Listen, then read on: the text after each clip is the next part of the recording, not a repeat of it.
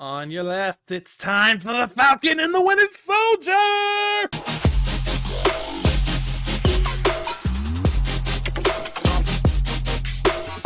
What's going on, everybody? My name is Jake, and this is Kavo Reacts, and we are reacting to episode 1 of Falcon and the Winter Soldier.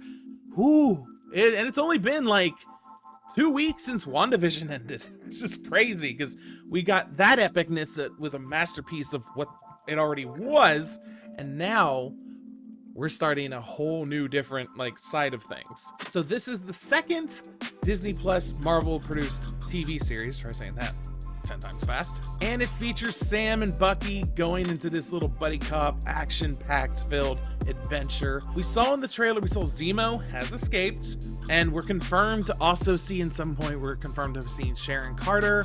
Rhodey's supposed to make an appearance at some point. I'm excited for the action, but I'm really excited for the storytelling and the symbolism of the shield. I know that's going to be a big part of this episode, is what does it mean to hold this shield that Sam has now, and to see how he uses it and how he goes about, you know, taking on this legacy of Captain America. Enough intro. Let us get started. And Sam, this has to be subtle.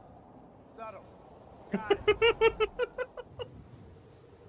I don't think Sam's pretty subtle.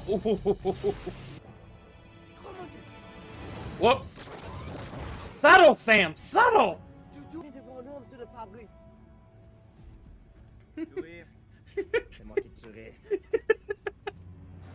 You're seeing things, Louis. There he goes. He's cute, ain't he? Oh! Oh! Ooh, get him! Get him! Bye. Dude, look at that shield he's got! Oh no. Oh no. Oh, you gotta be shitting me.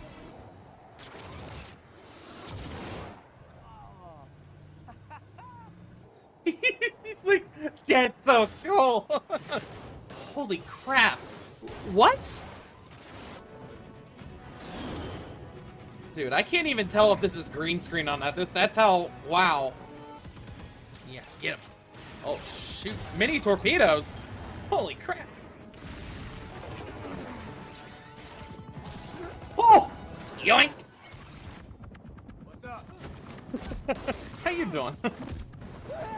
And there they go again! Oh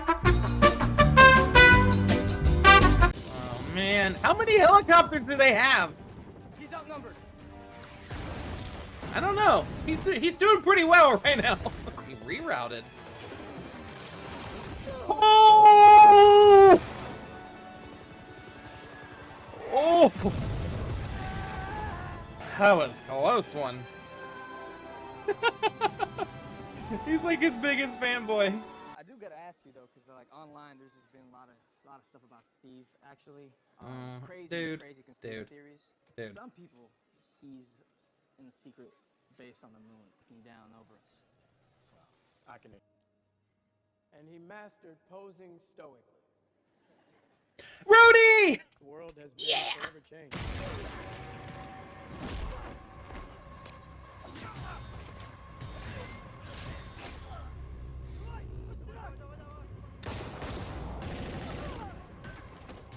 This has to be a flashback. Yeah, because that's not vibranium. Oh no! Watch this be a dream. Yep. To take you out on a date, maybe to bingo or a night of pinnacle.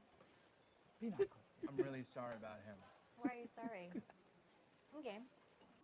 私の息子、あれ、大福大好きだったの。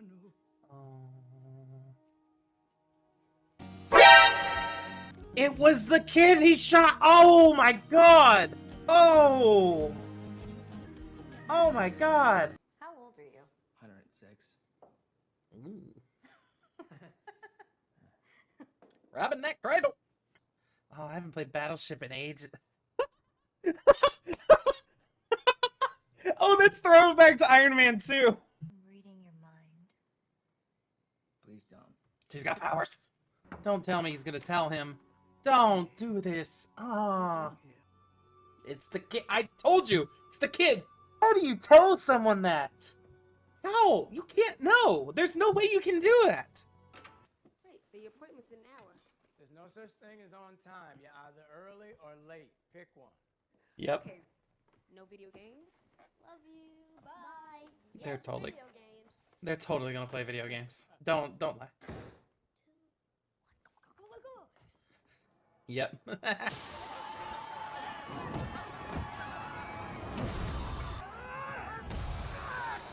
Oh.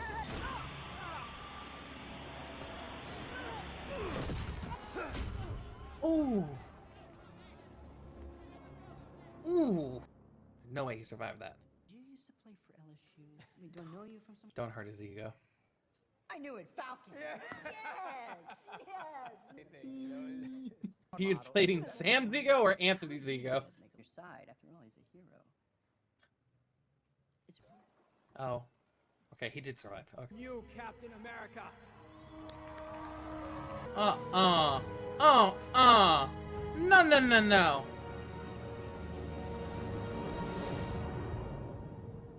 Who the heck's that guy? Well, that was a ride. I knew we were gonna get the action. We just got the best Falcon action sequence ever so far. When you have a battle that's literally in the air, skydiving and shit, yeah. It's hard to tell. It's hard to stop it. We see Sam taking contracts for the government, getting to help his sister so that he can help, pay off her boat, help with the house and the loans. We see that he's also at the dedication for Captain America in the Smithsonian, which is a slight throwback to when Natasha pulled off. She said, "You guys seen her? I'm looking for a relic." So he's back in the Smithsonian. But apparently it didn't last long, because the government's like, we need that symbol of hope again, so we have a new Captain America, and who the hell is this guy? The back and forth between Sam and Bucky is really almost there's like a contrast there. Because with Sam, it's struggling with this legacy that Cap had, and he doesn't feel like he's worthy to succeed Captain America. He's like, no offense, Cap, but there's no one to replace you. I can't take the shield, which is why he gave it in the Smithsonian dedication. Go out and then for the government to just be like, screw this, we're taking it anyways. It's like, what the hell? What is wrong with you? In contrast, you have Bucky, who's still suffering nightmares from all of his targets. It calls back to Civil War when Tony asks him, do you even remember killing them? And he says, I remember all of them. This proves that he does. He remembers all of that when he was under the guise of the Winter Soldier. At first, I thought the older man he was talking with was one of his. I originally thought he was one of the original Howling Commandos. I don't think he was though, because that's not what they were alluding to in the scene.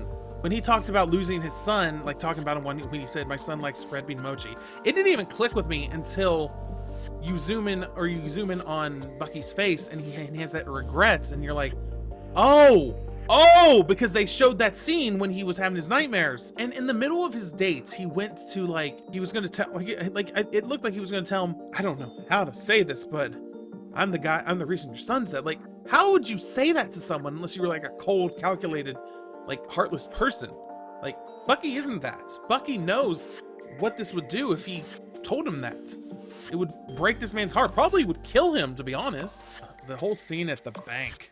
First, it felt like, oh, he's gonna like him because, hey, I'm Falcon. And then the guy took advantage of that and was thinking, oh, well, you're Falcon. I love who you are, but I can't give you the loan. We're still friends, right? You're not gonna help? You're not gonna help in this situation? The guy to say, well, you haven't had 5 years of income. I'm like, well, no shit. He didn't have 5 years of income because he wasn't there for 5 years. Have you not seen the news? Did you not see people just dust in front of you? This is the third property in this phase that has dealt with the blip in its own way. In Far From Home, we see the blip in a more comedic sense where, someone's much older than, or someone's younger brother's now much older than them, and so it's weird. And I think they wanted to start off that way. Then in WandaVision, we see one of the negative side effects of it, where it's just chaos. It's the chaotic side where people are coming back, they don't know what to do. It's like, we don't have the capacity. Now we see the real life implications of it, you have like situations where certain things are affected because of what happened. People have to make changes. Banks have to adjust to what happened. The government doesn't know what to do because their shining soldier is no longer around. They can't do anything about it. And then we see, they're called the Flag Smashers. So we get a first preview of them. And what they seem like, you know, a horrible flash mob. Like literally a murder flash mob. Or a crime flash mob, or however you want to call it. And their whole mindset is, oh, everything was better during the blip, and now that everyone's back, now we're gonna, like, you know, take back our country because it was better the way it was when Thanos snapped half the people out of existence. It's much better then. It's worse now. We see the masks from the trailer. We see the girl come up with the mask. We see one of them looks like they're an enhanced or super soldier type person. They have the strength. They had the strength to knock someone back far away. I wonder they're enhanced as in like, I wonder if like he was experimented on, or if this is just a wild theory, because you know how they said in Civil War that there was more than one Winter Soldier and that all of them were killed. But what if not all of them were killed? What if there was one that was still out there and is helping with the Flag Smashers? So we didn't see Zemo yet in this series, but I have a feeling the next episode is going to give us a more clear introduction of him. But I think in the next episode, we're going to see more Bucky and Sam reunite because of what happened. The way this episode was shot was very unique, very cool. Especially my favorite part was the scene with Bucky where he's with his therapist. When they go back and forth talking to each other, they rarely show like their full body. They only show the close-up on their face. Just give you the feeling of disorientation from seeing that. Bucky, in this sense, is feeling disoriented. This is the first time he is actually free of his former life. He's been pardoned, and he says as part of the pardon, he has to go through this process. I'm happy to see, you know, he's following the rules. He's not doing the killing, which is important. Don't do that. But he really is trying to make amends, even if it's with people. Like there's some people he's doing it with where it's easy, but it's with the old man who, is you know, he's coping with him by befriending him and being his neighbor, talking about old stories and stuff. Overall, I'm very impressed with this first episode. Get your action at the start, which is like, it's like they're saying, let's get the action out of the way. We know one of the reasons you came here was for an action-packed show, so we're gonna start with that. But strap in, there's gonna be some stuff that you're gonna want to pay attention to. And man, was it cool to see Rhodey.